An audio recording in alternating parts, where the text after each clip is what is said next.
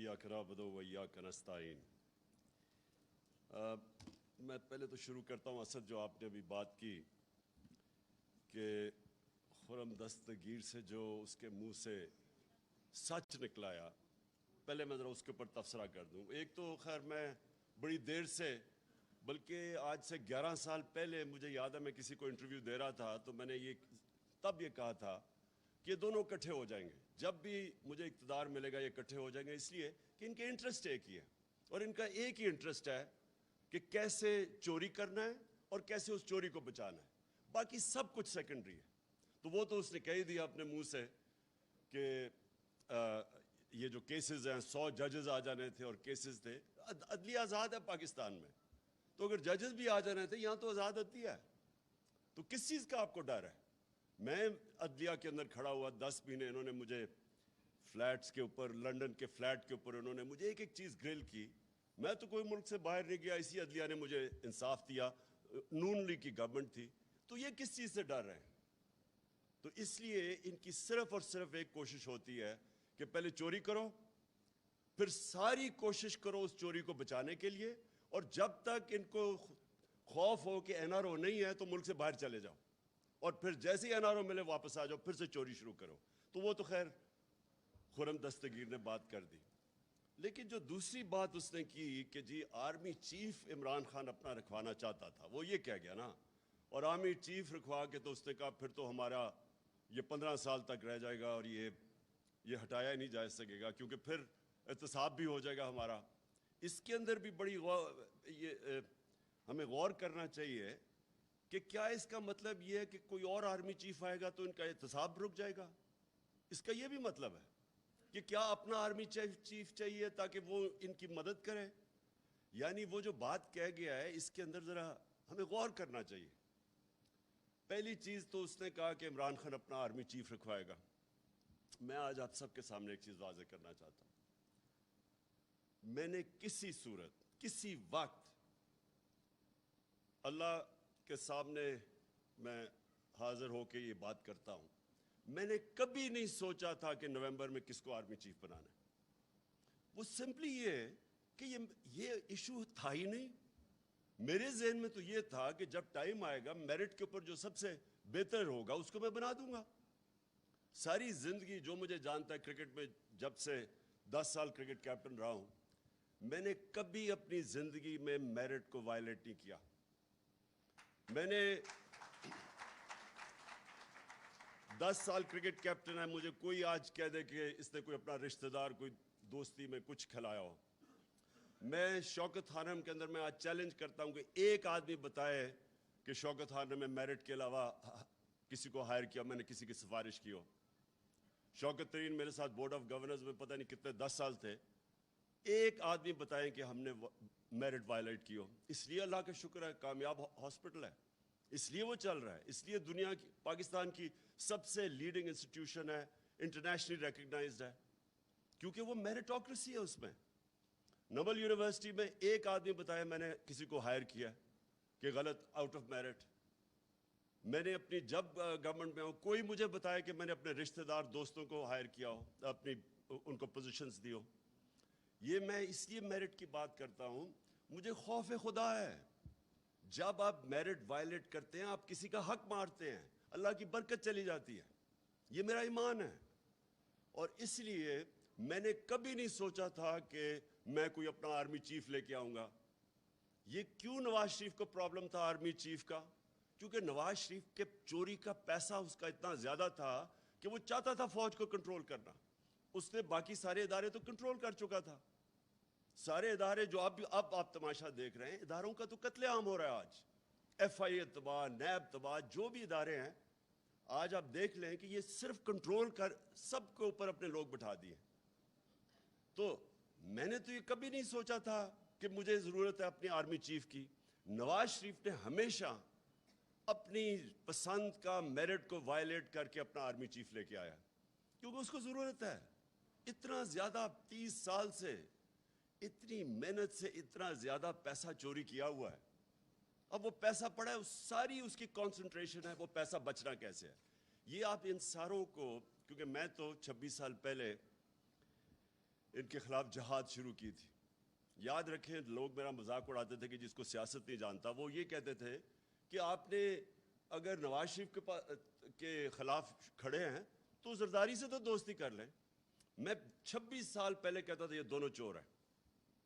ہمیشہ میں نے کہا کبھی اس چیز کے اوپر کمپرومائز نہیں کیا. میرا ہمیشہ تھا کہ ان دونوں کے انٹرسٹ ایک ہے. جیسے ہی ان کا پیسہ تھریٹن ہوگا یہ اکٹھے ہو جائیں گے. یہ جب ایک دوسرے کو کہتے ہیں نا کہ تم چور ہو, جو کہتے تھے, 2 دفعہ ان کی گورنمنٹ کرپشن پہ گئی 90 کی دہائی میں, تو ہمیشہ یہ ایک دوسرے کے اوپر سچ بولتے تھے کہ فلانا چور ہے, لیکن یہ صرف الیکشن میں جیتنے کے لیے کہتے تھے. ان کا چوری کا کوئی ایشو نہیں تھا کیونکہ دونوں چوری کر رہے تھے.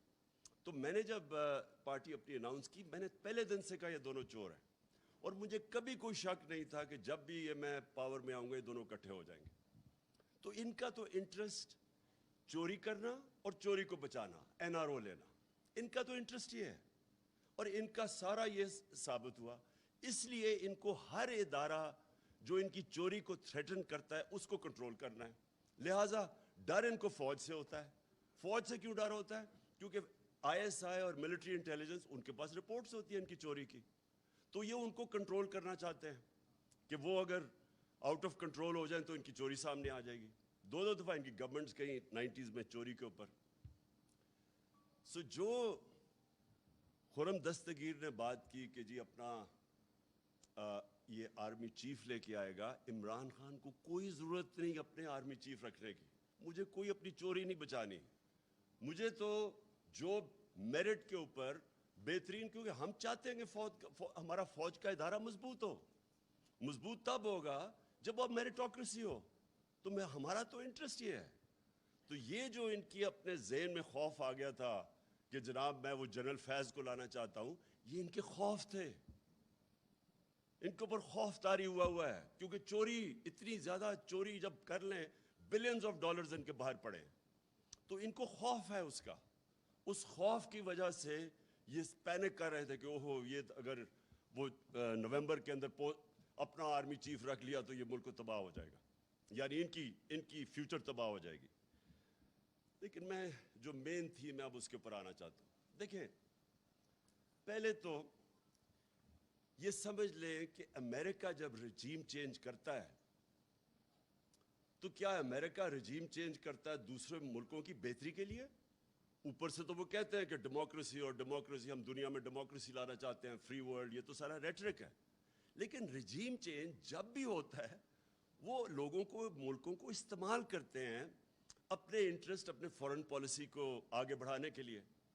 تو جو رجیم چینج ہوتا ہے, پہلے تو یہ کلیئر ہو جائے, وہ امریکہ اپنے انٹرسٹ کے لیے کرتا ہے, وہ ہمارے انٹرسٹ کے لیے نہیں کرتا.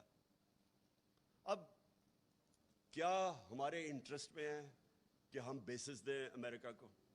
کیا یہ ہمارے انٹرسٹ میں ہے؟ کیا ہمیں پتہ نہیں چلا کہ ابھی یہ جو وار آن ٹیرر ہوئی تھی اس میں جو ہماری تباہی ہوئی, یہ اسلام آباد ایک فورٹرس بنا ہوا تھا, خود کش حملے ہو رہے تھے, کرکٹ ٹیم یہاں ٹور نہیں کرتی تھی, انویسٹر تو بڑی دور کی بات ہے. کیا یہاں میریٹ کے اندر جو بم بلاسٹ ہوا, تو ہمیں سب کو پتہ ہے کہ ہم استعمال ہوئے تھے اس میں. ہمیں ہمارے سربراہ کو دھمکی دی گئی تھی تب بھی کہ we will bomb you into stone age اگر آپ ہماری جنگ میں نہیں شامل ہوں گے. اور ہم شامل ہوئے, جھوٹ بولا ہمارے سے. مجھے یاد ہے میں وہ میٹنگز میں تھا کہ نہیں جی ہم تو ان کو صرف لاجسٹیکل سپورٹ دے رہے ہیں. ادھر سے شروع ہوا. میرے اسمبلی میں تقریر ہے جب انہوں نے فوجیں بھیجنی شروع کی اپنی وزیرستان میں نے ان کو سمجھایا, کیونکہ اگر آپ نے تاریخ پڑھی ہو, سارے اس علاقے کی تاریخ پڑھی ہو, اتنی اسٹوپڈیٹی کبھی بھی کسی ہمیں نہیں کرنی چاہیے تھی. مجھے ابھی بھی یاد ہے کہ میں نے اسپیچ کی کہ میں وہ علاقوں کو کیوں بہتر جانتا تھا. میں نے ایک ٹریول بک لکھی تھی سارے قبائلی علاقے میں پھر کے. اس ٹریول بک میں جب آپ نے تاریخ پڑھی ہو تو آپ کو پتہ ہونا چاہیے, آپ کو یا پتہ یا نہیں, کہ جو سب سے زیادہ انگریز فوجی مرا تھا وہ وزیرستان میں مرا تھا, یہ قبائلی علاقے میں مرا تھا. 80 سال کے اندر سب سے زیادہ ان کی کیجولٹیز ادھر ہوئی تھی, اور 1947 تک وہ ان کی کیجولٹیز ہوتی رہی تھی. باقی ہندوستان میں امن تھا 1857 کے بعد. لیکن قبائلی علاقے میں کانسٹنٹلی کہیں نہ کہیں لڑائی ہو رہی تھی. 1935 میں آدھی برٹش انڈین آرمی اس کے باہر تھی, وزیرستان کے باہر. سو ہمیں جس طرح پورا امن تھا, ہمارا ایک فوجی نہیں تھا, ایک چوکی نہیں تھی پولیس کی, وہاں ٹوٹل جدھر ہمیں نہ ہمارا کوئی خرچہ تھا نہ کچھ تھا, وہ ہماری فوج تھی. ہم نے اتنا بڑا ظلم کیا وہاں فوج بھجوا کے. اور مجھے ابھی بھی یاد ہے 2003-04 میں جب فوج بھجوائی امریکہ کے پریشر کے اوپر. پھر میں ذرا اب آپ کو ایک انسیڈنٹ بتاؤں. لوگوں کو تو پتہ نہیں تھا کیا ہوا وہاں. لوگوں کو تو وہی جو پیسہ چلا تھا ابھی رجیم چینج کے اوپر ہمارے پہ چلا, جو مصدق کے اوپر چلایا گیا. جب اس کو پہلے تو بدنام کرتے ہیں نا کسی کو, جب رجیم چینج کرنا ہو پہلے میڈیا پہ پیسہ چلتا ہے. تب بھی میڈیا پہ پیسہ چل رہا تھا. مجھے طالبان خان کہہ رہے تھے کہ یہ جی پرو ٹیررسٹ ہے, یہ اس کے خلاف ہے, یہ دہشت گردوں کے ساتھ ہے. مجھے تب یاد ہے کہ اتنی بڑی کیمپین چلی کہ جی جو بھی کہے کہ یہ جی اس جنگ میں نہ شرکت کرو, یہ ہماری جنگ نہیں ہے, جو بھی کہے اس کے پیچھے پورا میڈیا ٹیگ آ جائے. اور لوگوں کو پتہ ہی نہیں تھا قبائلی علاقے کا. میں تو جانتا تھا. تو مجھے یاد ہے میں ملا جنرل اورکزئی کو. یہ بڑا امپورٹنٹ ہے آپ کے لیے سمجھنا کہ اس ملک سے ہوا کیا تھا. جنرل اورکزئی اس وقت کمانڈر تھے ساری جو ہماری آرمی تھی قبائلی علاقے میں. تو وہ کہتے کہ ہم نے ایک اکارڈ سائن کیا 2006 میں کے قریب, ایک وزیرستان اکارڈ کیا. تو کہتا ہے امریکنز کا ایک بڑا ہائی لیول ڈیلیگیشن آیا ہمارے ساتھ پوچھنے, ہمارے سے بات چیت کرنے کے لیے. ریگولر ملاقات ہوتی تھی, ہم ان کے الائے تھے. وہ اور بات ہے کہ ہم ان کے الائے تھے, وہ ہمارے اوپر ہی بمباری کر رہے تھے.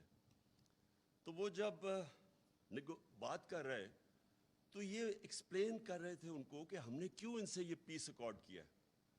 انہوں نے بتایا کہ ہماری کیجولٹیز بہت زیادہ ہو رہی تھیں, ہم پاکستان کی فوج کی کیجولٹیز ہو رہی تھیں. تو وہ ایک کہتا ان کا جو ایک سینئر آدمی وہ چپ کر کے سنتا رہا.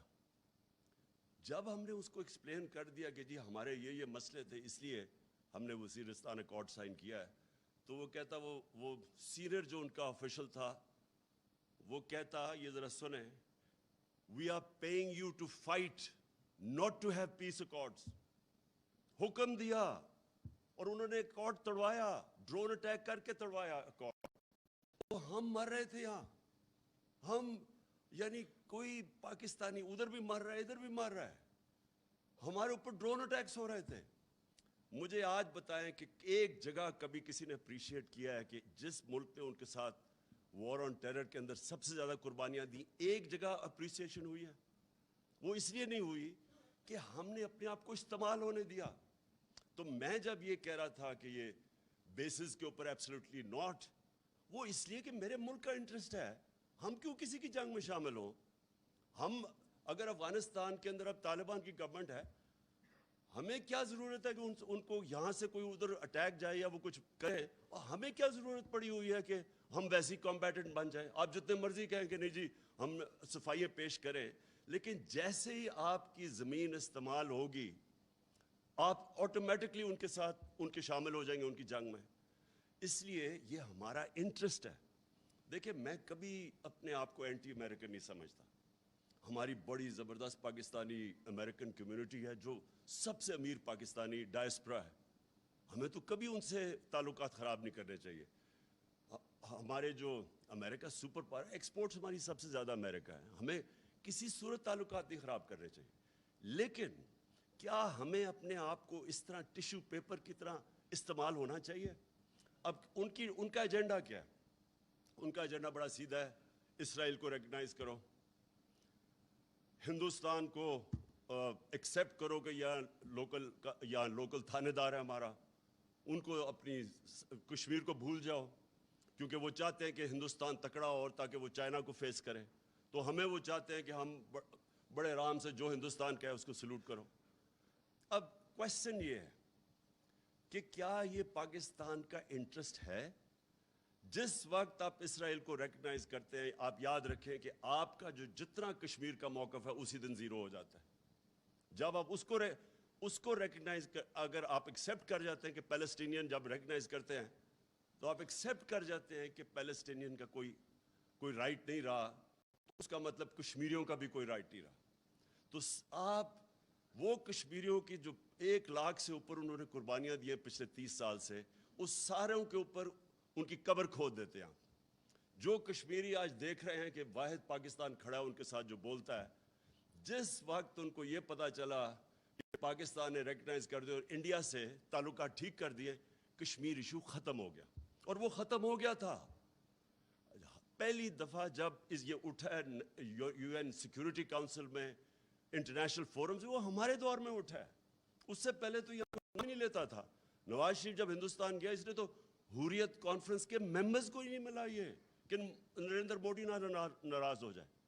ہم انڈیا کے خلاف، ہم چاہتے ہیں کہ انڈیا سے اچھے تعلقات ہو، کوشش بھی کی، لیکن آپ کدھر لائن ڈرا کریں گے کہ کدھر ایک ملک کا نظریہ آئے گا، کدھر آپ کا موقف آئے گا کہ جس کے اوپر آپ ایک پاکستان بڑے خواب کا نام تھا. تو جب آپ کے کچھ اصول ہی ختم ہو گئے کہ اچھا یہ جو حسین حقانی اور یہ نجم سیٹھی ٹائپس ہیں، یہ کیا چاہتے ہیں؟ یہ چاہتے ہیں آرام سے غلامی کرو، امریکہ کی جو وہ کہتا ہے مانو، تو وہ تھوڑے سے ڈالرز بھیج دیں گے. میرا اگلا کوشچن یہ کہ کیا اس سے پاکستان پیر پہ کھڑا ہو جائے گا؟ کیا اور تھوڑے اور ڈالر مل جائیں گے؟ کیا یہ ملک سروائیو کر جائے گا؟ کیا یہ ملک اپنی سارے پرنسپل سٹینڈز ختم کر کے، اپنا نظریہ ختم کر کے، کیا یہ کوئی مجھے گارنٹی کر سکتا ہے کہ یہ ملک ترقی کر جائے گا؟ کیا یہ نہیں ہم کرتے آئے آج تک؟ سوائے وہ ذوالفقار علی بھٹو کے چند سالوں کے نکال دیں تو آج تک تو ہم غلامی کرتے آئے ہیں. جو وہاں سے حکم آتا تھا ہم مان جاتے تھے. اپنے ملک کے قانون توڑ کے، اپنی آئین کی خلاف ورزی کر کے ہم ان کو سروس کرتے رہے. یہاں سے وار آن ٹیرر میں سی آئی اے، ایف بی آئی یہاں پاکستانیوں کو اٹھا کے گوانٹانو میں لے جاتی تھی، کوئی پوچھنے والا نہیں تھا کسی کو، جو وہ چاہتے تھے. ریمنڈ ڈیوس کو انہوں نے دن دہاڑے، اس نے 2 لوگوں کو قتل کیا، ایک کو مارا، بیوی نے اس کی خودکشی کی. سارے پاکستانیوں کے سامنے اس کو اٹھا کے واپس کر دیا. اور ہمیں اس نے کہا کہ نہیں جی اس کو وہاں سزا ہوگی. کوئی اس کو سزا نہیں ہوئی. کوئی پاکستان کی، کوئی ہمارے قوانین، ہمارے لوگوں کے رائٹس، وہ جو 4 لوگ مرے تھے، کسی کو اس کی فکر نہیں تھی. اور کتنے اور کیسز ہیں. رمزی یوسف کا کیس ہے، ایمل کانسی کا کیس ہے. اپنے قوانین توڑ کے ہم نے امریکنوں کی خدمت کی ہے. کیا ہمیں کوئی فائدہ ہوا؟ کیا پاکستان اپنے پیر پہ کھڑا ہوا؟ کیا ہماری کوئی اکانومی اوپر گئی؟ کیا وار آن ٹیرر میں 80,000 لوگ مروا کے کیا انہوں نے کوئی اپریشیٹ کیا؟ کوئی بہت بڑی ایڈ دے دی؟ وہ $20 ارب ٹوٹل ایڈ دی انہوں نے، یا $150 ارب کا ملک کو نقصان ہو گیا. ہماری وہ حال تھا ایک وقت پہ کہ یہ ہیڈ لائنز تھی میرے خیال میں نیوز ویک یا ٹائمز ہے، the most dangerous place in the world. کس نے آ کے انویسٹ کرنا ہے موسٹ ڈینجرس پلیس میں؟ ساری دنیا میں ہمارا نام لگے گا سب سے بڑے دنیا کے دہشت گرد پاکستان میں. تو ہمیں بجائے فائدہ ہونے کے نقصان ہی نقصان ہوتا رہا. تو اس لیے اگر ہم یہ کہہ رہے ہیں کہ ہم اب آپ کی جنگ میں شامل نہیں ہوں گے، ہم امن میں آپ کے ساتھ ہوں گے، تو یہ اینٹی امریکنزم نہیں ہے. یہ اپنے لوگوں کے انٹرسٹ پروٹیکٹ کرنے کے لیے. ہم جب کہتے ہیں ہم اسرائیل کو تب تک ریکگنائز نہیں کریں گے جب تک وہ فلسطینیوں کو ان کا جو حق ہے وہ نہیں دیتے. یہ قائد اعظم کا وعدہ تھا. یہ قائد اعظم نے تب 1948 میں یہ کہا تھا کہ ہم کشمیریوں کے ساتھ کھڑے ہوں گے. ہم جب ہندوستان کو اگر ہم ایکسیپٹ کر جاتے ہیں کہ وہ جو کر رہے ہیں کشمیریوں سے وہ ٹھیک ہے، تو آپ یاد رکھیں کہ جو بیسک فلسفی ہے پاکستان کی، یہ ملک ایک بڑا خواب تھا. یہ جو ہندوستان کے مسلمانوں نے پاکستان کے لیے ووٹ دیا تھا، ان کو پتا تھا کہ انہوں نے یہاں نہیں آنا. یہ ایک بڑی عظیم خواب کا نام تھا پاکستان. ہم وہ سارا نظریہ دفن کر رہے ہیں صرف اس لیے کہ جی امریکہ ناراض نہ ہو. دیکھیں میرا اپنا اوپینین یہ ہے، کبھی بھی کوئی قوم کبھی بھی جوتے پالش کر کے چیری بلاسم بن کے آج تک قوم پراسپر نہیں کی. قومیں کھڑی ہوتی ہیں غیرت کے اوپر، نظریے کے اوپر کھڑی ہوتی ہے قوم. جو قوم بنتی بھی ہے وہ نظریے پہ بنتی ہے. وہ جوتے پالش کر کے کوئی قوم نہیں بنتی. آج یہ ہمیں یہ کہہ رہے ہیں کہ امریکہ کی ہر بات مان جاؤ، نہیں تو آپ جو ڈونلڈ لو نے کہا ہے اس سے یعنی تکبر اس آدمی کا دیکھیں، اس کی جرت کیسے بڑھ گئی ہے کہنے کی. میں نے تو جب وہ سائفر دیکھا میں نے 10 دفعہ پڑھا کہ یہ واقعی کوئی اتنا بےہودہ آدمی ہے جو ایسی سٹیٹمنٹ دے سکتا ہے. میں نے سی این این میں کہا، سی این این کے انٹرویو میں میں نے کہا اس کو تو سزا بیڈ مینرز پہ دینی چاہیے کہ اس میں مینرز ہی نہیں ہے اس آدمی میں. تو یعنی کون سا ایک خوددار قوم کون ایکسیپٹ کر سکتی ہے؟ اور ہم کیا سن رہے ہیں جی؟ وہ ایسے تو مراسلے آتے رہتے ہیں، پتہ نہیں کس کو آتے رہتے ہیں. میں نے تو پہلی دفعہ ایسا مراسلہ دیکھا تھا، اور یقین کرے آخری دفعہ ہوگا، کیونکہ کسی کی جرت نہیں ہوگی آگے سے اس طرح کا مراسلہ بھیجنے کے لیے پاکستان کو.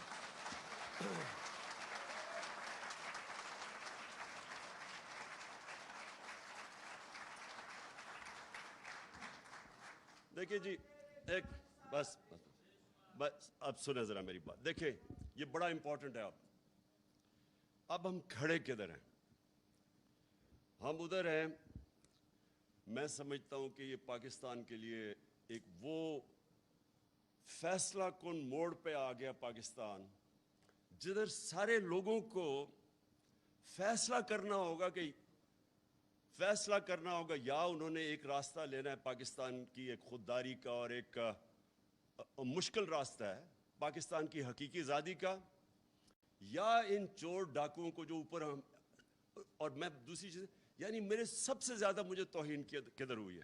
مراسلے کی تو مجھے تکلیف ہوئی، لیکن جب میں نے یہ چور ڈاکوؤں کو دیکھا کہ ہمارے اوپر مسلط کر دیا ہے، مجھے اس سب سے زیادہ تکلیف اس پہ ہوئی کہ وہ کتنی حقارت سے ہمیں دیکھتے ہیں، کہ ان کو شرم بھی نہیں آتی کہ اس طرح کے لوگوں کو ہمارے اوپر بٹھا دیا.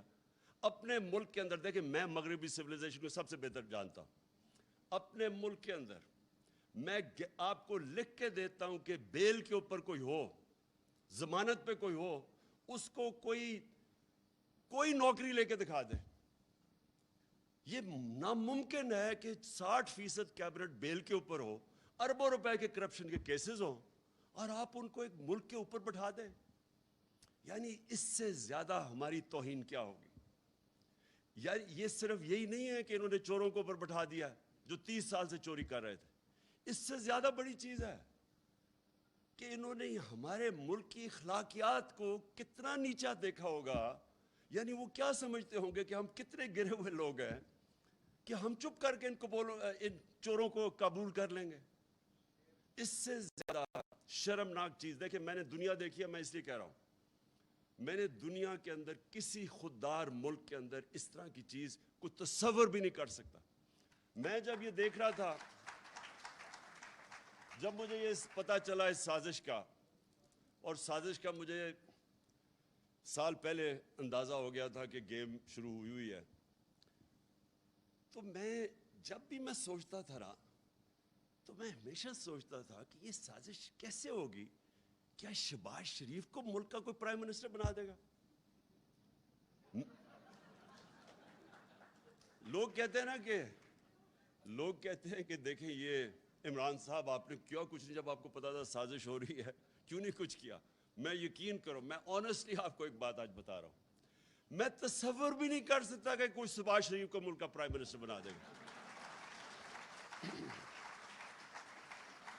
میں نے ایک دن میں نے نیوٹرل سے بات کی،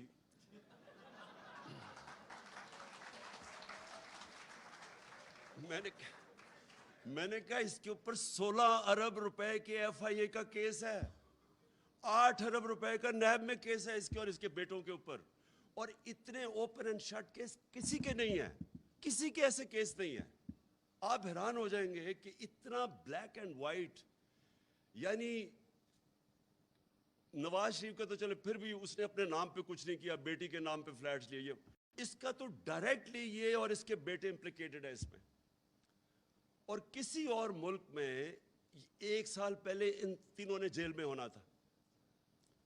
یہاں میں سوچا، میں نے کہا یہ کوئی سوچ سکتا ہے کہ 16 ارب کے کیسز وہ اور 8 ارب کے نیب میں اور ایسے کیسز؟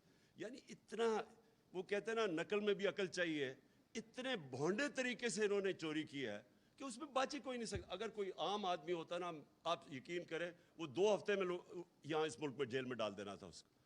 تو میں اس لیے وہ تیاری نہیں ہے، کچھ نہیں کیا. میں आखिरी मिनट तक सोचता रहा कि नहीं नहीं ये नहीं हो सकता, कि इसको नहीं बना सकते। देखिए ये क्यों फैसला कौन वक्त है, क्योंकि अब इस सेटअप को मुल्क के ऊपर मुसल्लत करने के लिए सारा मुल्क के इदारों को तबाह करना पड़ेगा। अगर ये जो सेटअप है इसको लोगों को हजम करवाने के लिए जो कदम उठाए जा रहे हैं, ये असल में पाकिस्तान की डिस्ट्रक्शन है। कैसे? नंबर 1, पार्लियामेंट तो होगी तबाह।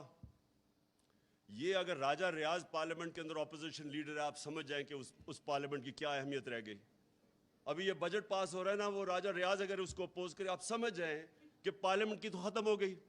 उधर जो पंजाब के अंदर मजाक हो रहा है, जो पंजाब में मजाक हो रहा है, ये जमहूरियत की तौहीन है। ये हमारी अदलिया के लिए बहुत बड़ा चैलेंज है कि जिस तरह की चीजें की जा रही हैं, वो मुजरिम नंबर 2 उसको मुसल्लत करने पे पंजाब में आप यकीन करें कि जमहूरियत की पार्लियामेंट की धज्जियां उड़ाई जा रही हैं। एक वो अवान इकबाल के अंदर पार्लियामेंट चल रही है, तो दूसरी चल रही है पार्लियामेंट हाउस में। मजाक हो रहा है। जो इलेक्शन कमीशन कर रहा है, जिस तरह का उसने सिंपल चीज थी कि जैसी वो जो रिजर्व सीट्स जाती हैं तो वो एकदम रिप्लेस हो जाती हैं। वो इलेक्शन कमीशन जिस तरह कोशिश कर रहा है इंजीनियर करने के लिए हमजा शरीफ को बिठाने के लिए, सारी इलेक्शन कमीशन की क्रेडिबिलिटी खत्म हो चुकी है। आज कोई किसी में ये ना कहे कि खत्म हो जाएगी, उसकी क्रेडिबिलिटी खत्म हो चुकी है। हमें पता है वो जाके बैठता है, वो शहजादा और शहजादी लाहौर में, और इनके MNAs आते हैं बैठ के, वो सारी इंजीनियरिंग कर रहे हैं। जो वो उठाया हुआ है इन्होंने लाहौर के अंदर, एक ब्रिगेडियर रांझा होते थे जिन्होंने 2013 में सारी इंजीनियरिंग की थी नून लीग के लिए, और अब जो हो रहा है, इससे क्या हो रहा है? इससे नुकसान सिर्फ पाकिस्तान की जमहूरियत को हो रहा है। जब आपकी इलेक्शन के ऊपर इतना बड़ा क्वेश्चन मार्क आ जाए कि जिस तरह की इंजीनियरिंग से वो आप कोशिश करें 20 हल्के जताने के लिए उनको, या किसी तरह वो हमजा शहजादा शरीफ बन जाए आके चीफ मिनिस्टर, ये इलेक्शन कमीशन, जमहूरियत की तबाही, पाकिस्तान के जस्टिस सिस्टम की तबाही, और जो सबसे इंपॉर्टेंट चीज जिसकी तबाही है, पाकिस्तान की मोरालिटी की, मॉरल स्टैंडर्ड्स की।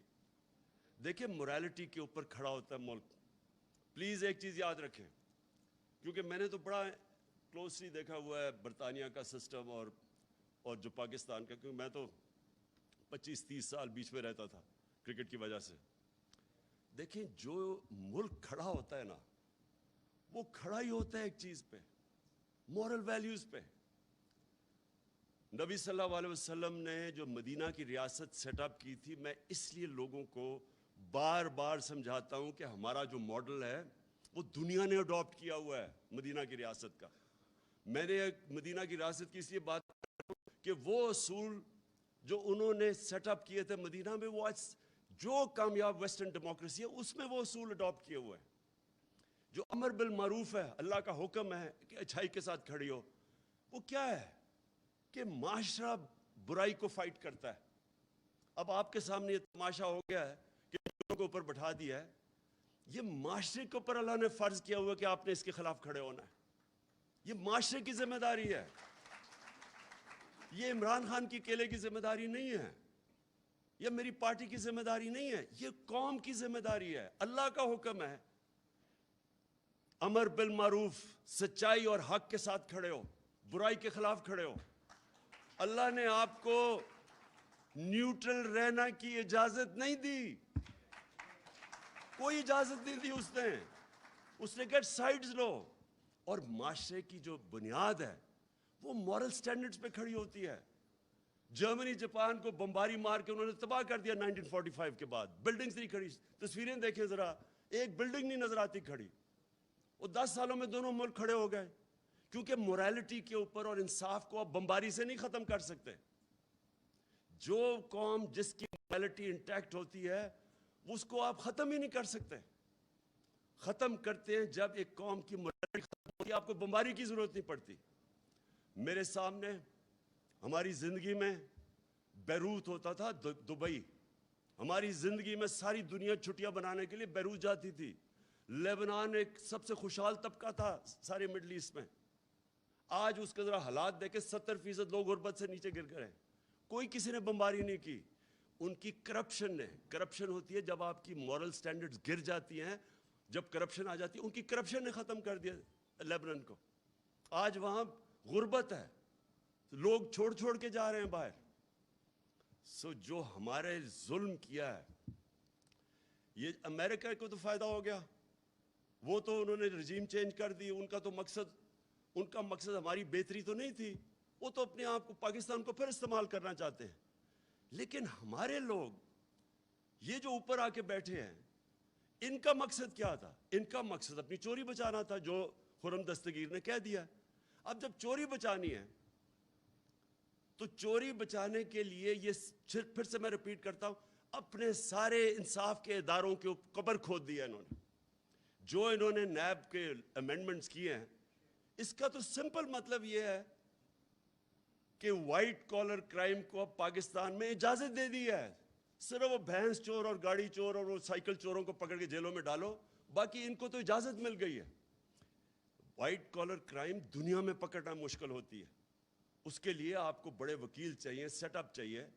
تو وہ بڑی مشکل سے نیب بنی تھی, نیب نے اچھے برے کام کیے, وہ کئی دفعہ ان کو اجازت دی گئی. ہمارے دور میں اجازت دی نیب کو.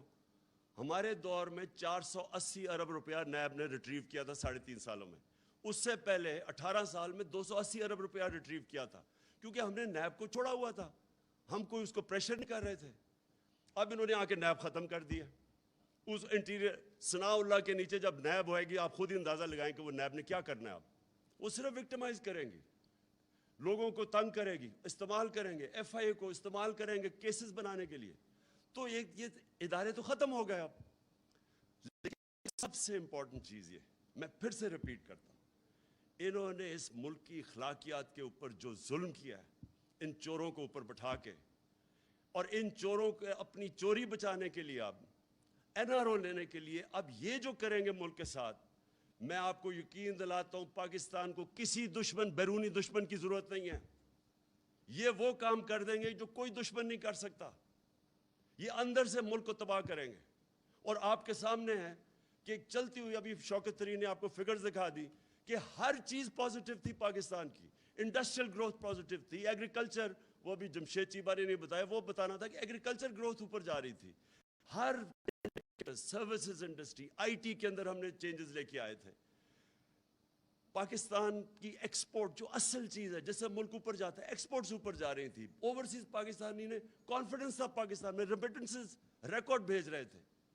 اور وہ ٹائم جو کہ سب سے مشکل ٹائم تھا, پہلے بینکرپٹ اکانومی, اس کو سٹیبلائز کرنا, پھر کرونا آ گیا, پھر کموڈیٹی سپر سائیکل آ گیا, اس سارے میں سے نیویگیٹ کر کے ملک کو نکال رہے تھے. میں نے اور شوکت نے جب جا کے نیوٹرلز کو سمجھایا کہ پولیٹیکل انسٹیبلٹی ملک نہیں افورڈ کر سکتا, بڑی مشکلوں سے, کیونکہ ایک انٹرنیشنل سپر سائیکل آیا ہوا ہے, ہمارے پاس فورن ایکسچینج کی کمی ہے, ہمارا روپیہ, ہمارا کرنسی افیکٹ ہوگی پولیٹیکل انسٹیبلٹی سے. یہ بالکل اس سازش کو روکیں, کیونکہ سب سے پہلا امپیکٹ پڑنا تھا ہماری کرنسی کے اوپر, فورن ایکسچینج پہ, جیسی انسٹیبلٹی ہونی تھی, اور وہی ہوا. اور وہی نہیں ہوا جو اس کے امپیکٹ پڑے. اور یہ جو 3 سال سے لگے ہوئے تھے, مہنگائی اور نااہل ہے, ہمیں پوری طرح پتا تھا کہ ان کو نہ سمجھ تھی اکانومی کی, کیونکہ اگر کرتے تو 10 سال جو پہلے انہوں نے کیا تھا, ہمیں تو پتا تھا کیا کرنا ہے. ان کی کوئی تیاری نہیں تھی, صرف ایک تیاری تھی کہ این آر او انہوں نے لینا تھا. اس کے اندر آپ کے سامنے ساری آج اکانومی نیچے جا رہی ہے, پاکستان ڈی سٹیبلائز ہوا ہے, عام لوگوں کے لیے مہنگائی وہ ہوئی ہے ان کے 2 مہینے میں جو ہمارے 3.5 سال میں اس طرح کی مہنگائی نہیں ہوئی.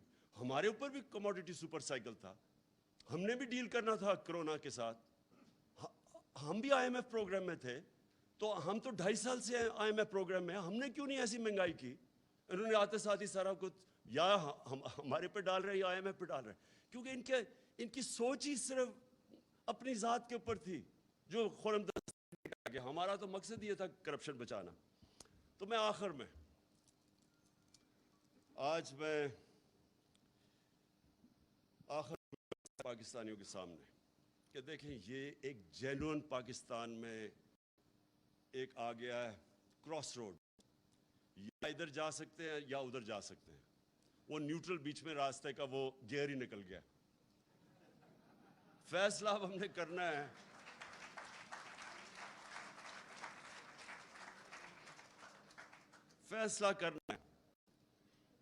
کہ اب اس ملک کو یہ جس طرف لے کے جا رہے ہیں اس سے بچانا کیسے ہے. یہ جو اگر ان کا کسی کا خیال ہے, میں ریپیٹ کرتا ہوں کہ ہم جناب امریکہ کے پیر پکڑیں گے, وہ ایمبیسڈر کے پاس بھی پہنچ گیا ہوگا, وہ مجھے پتہ ہے مفتاح اسماعیل, میں امیجن کر رہا ہوں کہ وہاں جا کے ایسے ہاتھ جوڑ کے بیٹھ گیا ہوگا کہ جی میں آپ کے جوتے پالش کر دوں, اگر آپ نہیں کرتے تو میں شہباز کو بلا لیتا ہوں, وہ اور زیادہ اچھے کرتا ہے جوتے پالش. اس سے کوئی فرق نہیں پڑنے لگا. امریکن مائنڈ کو سمجھے, ان کی بڑی سمپل فلسفی ہے, دیر از نو فری لنچ. ہر چیز کی قیمت ہے, اور وہ جو قیمت ہے وہ اگر پاکستان اگر وہ قیمت ہم ادا کرنے کے لیے تیار ہیں تو سارا نظریہ پاکستان کو دفن کرنا پڑے گا. بڑا عظیم اس کا نظریہ تھا, اور اس کا نعرہ تھا کہ پاکستان کا مطلب کیا, لا الہ الا اللہ. یہ بڑا عظیم نعرہ ہے, یہ خودداری کا نعرہ ہے, غیرت کا نعرہ ہے. یہ کبھی بھی یہ ایک چھوٹے سے آدمی کو بڑا آدمی بنا دیتا ہے, لا الہ الا اللہ. ایک عام آدمی لا الہ الا اللہ کے اوپر خودداری آ جاتی ہے, اس پہ غیرت آ جاتی ہے, رسپیکٹ کرتے ہیں لوگ اس کو. یہ جو آپ جھکتے ہیں, اور مجھے شرم آتی ہے کہ جس طرح انہوں نے ہمارا دنیا میں ذلیل کیا اب تک, جا کے جس طرح پرچیاں پکڑ کے اس کے اوباما کے سامنے بیٹھے ہوں, جس طرح پتہ نہیں وہ کوئی اس کا کوئی پتہ نہیں گیا ماسٹر ہے اس کا. اور دوسری طرح وہ اچھا اوباما تو دور کی بات ہے, یہ امریکن ایمبیسڈر کے سامنے آپ کو دیکھنا پڑے گا کیسے گرتے ہیں. تو یہ جب برٹش ایمبیسڈر کو کیک کھلایا جا رہا ہے, کیک کھلایا جا رہا ہے اس کو کہ شاید وہ ہماری سفارش کر دے. یہ جو بے شرمی ہے, یہ لا الہ الا اللہ اس کو دور کرتا ہے. کوئی نہیں ہے خدا سوائے اللہ کے, کوئی کسی کے سامنے اللہ کا حکم ہے, تمہیں جھکنے کی ضرورت ہی نہیں ہے کیونکہ اللہ ہے. یہ دیکھیں, یہ اب ہم ریلائز نہیں کرتے. میں اتنی دیر سے جب بھی میں یہ کرکٹ بھی کھیلتا تھا مجھے بڑی تکلیف ہوتی تھی.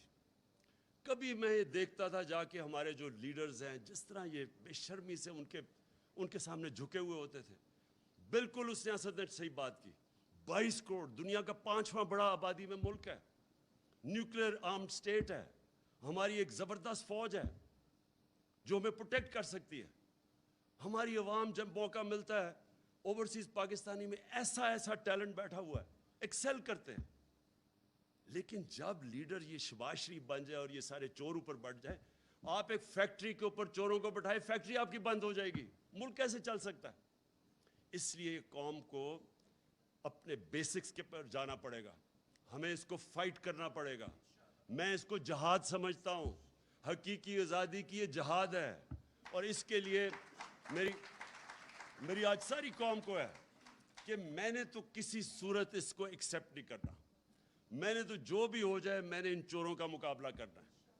میرا صرف آخری ایک سوال ہے اپنے نیوٹرل سے, صرف اس پہ میں ختم کر رہا ہوں اپنی تقریر, کہ اگر گھر کے اوپر ڈاکہ پڑے تو کیا چوکیدار نیوٹرل ہو سکتا ہے؟ Thank you.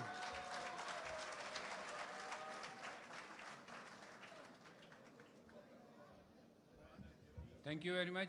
Ladies and gentlemen, tea is ready. Tea is ready on the right side, ji.